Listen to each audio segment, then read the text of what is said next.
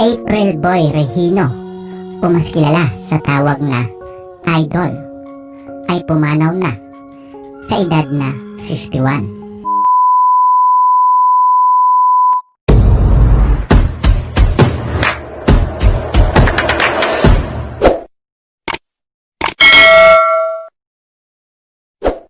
So ilang araw pa lang ang nakakalipas matapos mapabalita ang pagkasawi ng sikat na bokalistang si Jamir Garcia.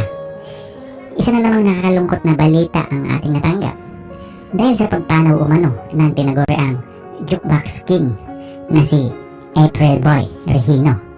Agad naman itong kinumpirma ng kanyang anak at ng kanyang kapatid na si Vingo Regino base sa kanyang post sa Facebook. Nakakalungkot naman ang araw na ito dahil wala na ang Kuya Boy ko. Well, pag sinabing original Filipino music ay nakatatak na ang pangalan ni April Boy Regino, o mas kilala sa tawag na Idol, dahil sa kanyang hindi matawarang ambag sa mundo ng OPM.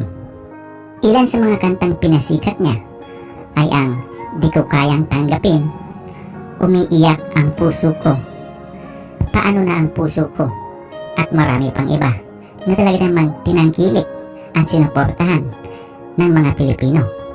At talaga namang hindi matatawaran ang kanyang kasikatan dahil sa mga kantang ito. Taong 2005, matatandaang nag-migrate siya patungong US. 2009 nang inamin niyang na-diagnose siya sa sakit na stage 4 prostate cancer.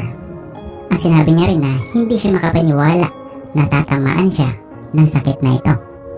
Ganun pa man, sa halip na panghinaan siya ng loob ay patuloy siyang nakipaglaban sa kanyang malubhang karamdaman.